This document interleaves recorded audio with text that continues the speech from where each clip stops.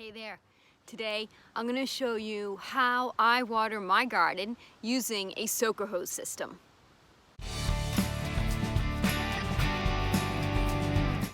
So first I'll show you my garden area and what I have growing. Then I'll show you the two different types of soaker hose systems that I have.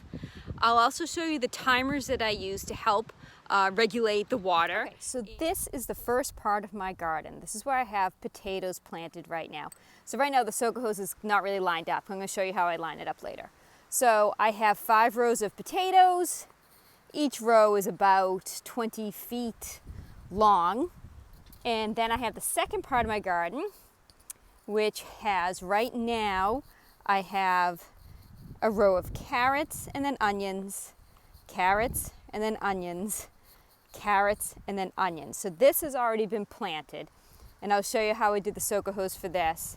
And on the end here, where that extra soaker hose is, that's probably where I'm going to put some squash. It's just that it's still early in the planting season right now, and it's not quite time yet to put squash in. I'm in the Northeast, so it's a little cool. So we need cool weather crops right now. So this year, I'm going to be using 2 separate soaker hose systems.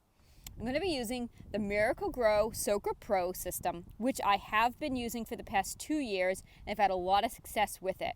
I went to Home Depot, went to Lowe's to try to find more of this Soaker Pro hose, but they did not have any in stock, and I expanded my garden this year, so I needed some more. So I purchased this other type of kit, the Flexon Soaker Kit. So included in this soaker box kit, I'll show you, open it up so you can see I'm putting it up right now. It includes, I got the 100-foot one, so 100 feet, there we are, 100 feet of soaker hose and a bunch of attachments. The attachments are in the plastic bag here. So these kits come with a variety of connectors, so you can customize how you use your soaker hose. They go in female connectors, male connectors, T-connectors, feeders, and plugs. The box also gives you some suggestions for how you might want to put together your system, different ways of doing it for different landscaping, going around bushes, circular. I'm doing vegetable gardens, so I go up and down. You can see how mine works. I don't do a long hose like that. I actually go up and down. I feel that the least number of connections that you can cut and make, the better. So it gives you directions on what to do. You lay the hose in the sun for about an hour to soften. This makes this incredibly easier to work with. When the hose is warm, it is way easier to bend and unloop. You can just cut the soaker hose with regular scissors if you need to shorten it. Attaching the connectors, you literally just press them on. I kind of wiggle, screw them on. And then you attach one end to the garden hose, which I'll show you how I do that. And then you can bury your hose, or you can cover it with, they say here, lightly with mulch or soil. And you don't want to turn your hose on full blast. So the first thing you want to do when you get your soaker hose is lay it out in the sun. Let it warm up. The warmer it is, the easier it will be to unravel. And that's important as you're trying to walk delicately around your garden. So step 1 is just open up your package and let the soaker hose sit in the sun to warm up. Then the next thing you're going to do is you're going to lay your soaker hose, you're going to walk around and lay it down in the order which you're going to put, where your rows are. So standing at the end of this part of the garden, my onions and carrots, you can see the hose. And what I do is I start here, and I'll show you that close up in a minute. I go down, I curve it, I come back up, I curve it down, I curve it, down, curve it, down, curve it, and down, curve it. I'll give you a close-up view is how I do this. I do bury the soaker hose for some of my vegetables, but not all of them. So this is the end of my soaker hose. So this I had made last year. So I took an end cap. So the cap, so this completely stops the water from flowing.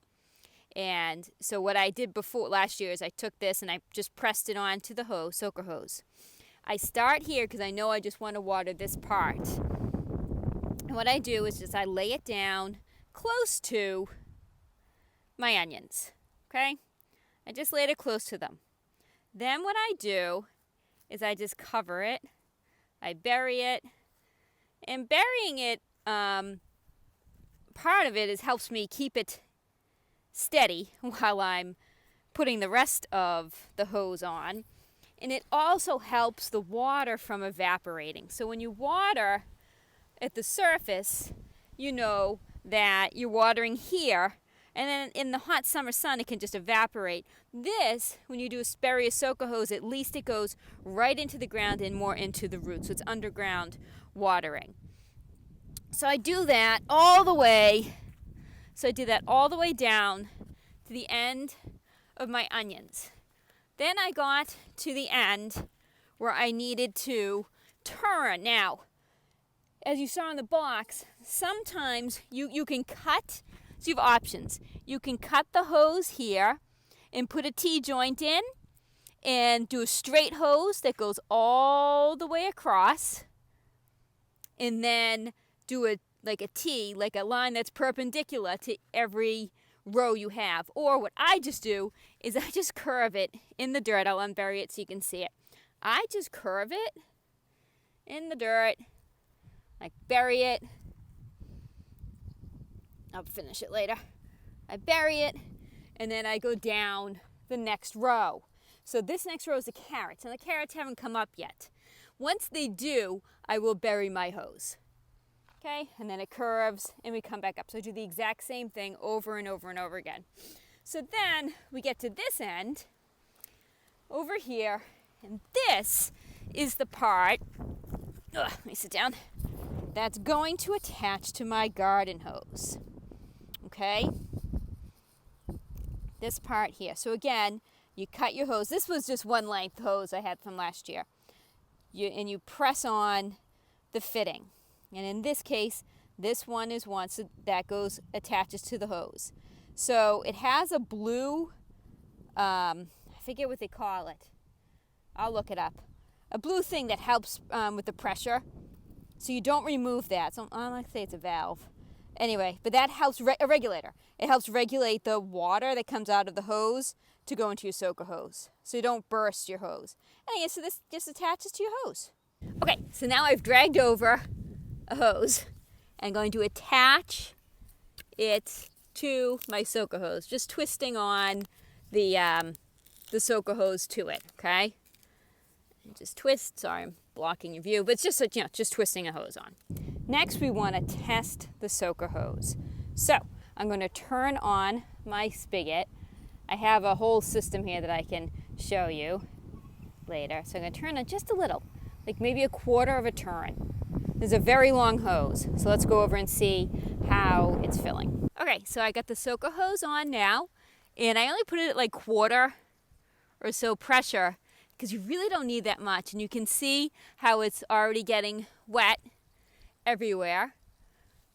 The hose gets wet, and it just soaks the dirt. I'll try to lift this so you can see it dripping. Let me see if I do that. You can see it dripping. You see the water drops? Here we go. Okay, and that will water the garden. So now we're back over at my potatoes. What I'm going to do is I'm just going to kind of straighten out my soaker hose a little bit. I like to leave quite a bit of slack and extra on my soaker hose for my potatoes because as I mound them, for the first mounding, I'll lift up the soaker hose to match that mound, and then I'll leave it buried from there. So I'm just going to walk around and just kind of try to straighten up my hose. Okay, so as you can see, as I'm running my soaker hose through my potatoes, I run out of soaker hose right here. And I still have a 20-foot section that I need to put my soaker hose in. So what I'm going to do is I'm going to join another soaker hose kit to this using probably a T-joint. So I'll show you how I do that next. Okay, so now I'm ready to join together two hoses. So I have the end of the hose I have a T-joint. So this has a hole, an opening here on this end and on this end. I'm gonna have to cap this so water doesn't spray out of it. So I'll get that in just a second. Actually, can you hand me that bag of stuff? Awesome, I'm a little helper helping me today. So, here's a cap. Here's a cap. Okay, so I'm gonna want to put a cap on the end so it doesn't spray out all over the place. So you just take it and press it in. Sometimes I have to press it against a rock. Just press the cap in. Okay, so now I have a cap on that end, and I'm going to attach the hose to the T-joint. I'm just pressing and twisting. So I just press and twist until it doesn't go in anymore.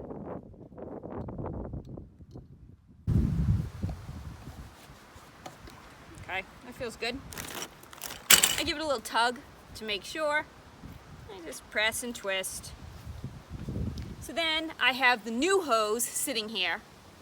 So I'm going to do the same for this one. Press and twist onto this side of the T.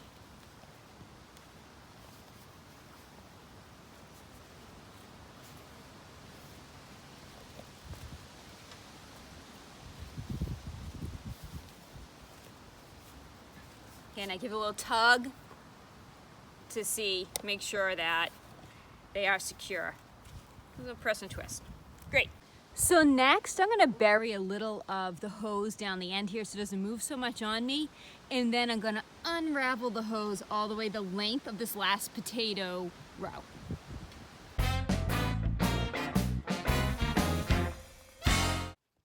Okay, so now that I'm at the end of my potato row, I do want to uncoil a little extra because, like I said, when I mound the potatoes, I lift them up a bit and I want to make sure I have a little extra slack. Then all I have to do is cut the soaker hose with a pair of scissors and put an end cap on it.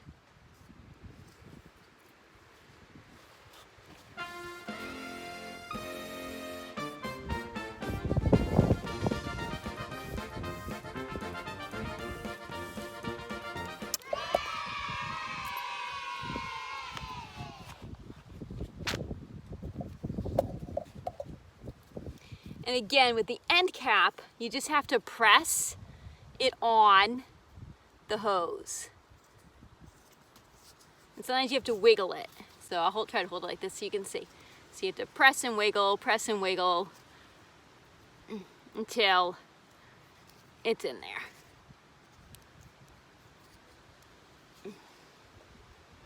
You do have to use a bit of force.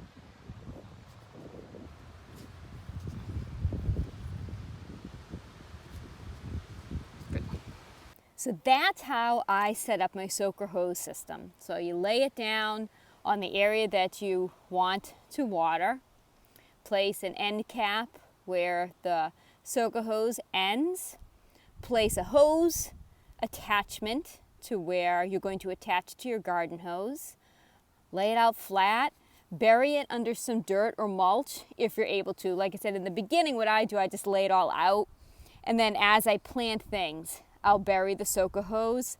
And for potatoes, as I do that first mounding, that's when the soaker hose will get buried. So it stays on the top until I do the first mounding.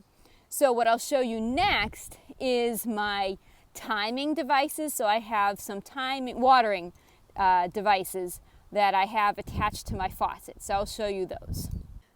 So next I'll show you how I handle the watering of my soaker hose. So each of my soaker hoses is attached to a garden hose that is attached to a timer. I have two different types of timers, and everything that I use here, I'll put links in the description.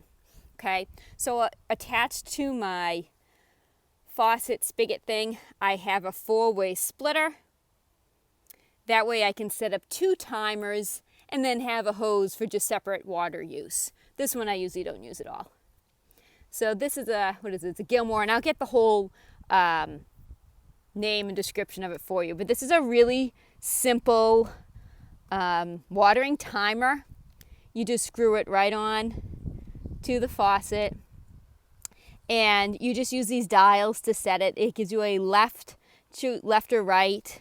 So left or right, you know, hose that you're going to work with, and these dials to help you. You set the clocks, you know what time it is, and you choose the start time, and you just hit the up and down arrows to hit the start time, and then it says how long do you want to run it, and then you just do up and down to how long, how often to water it. So it's great. And if you want to run the hose off timer, you just hit this button here and tell it how many minutes you want to run it on manual.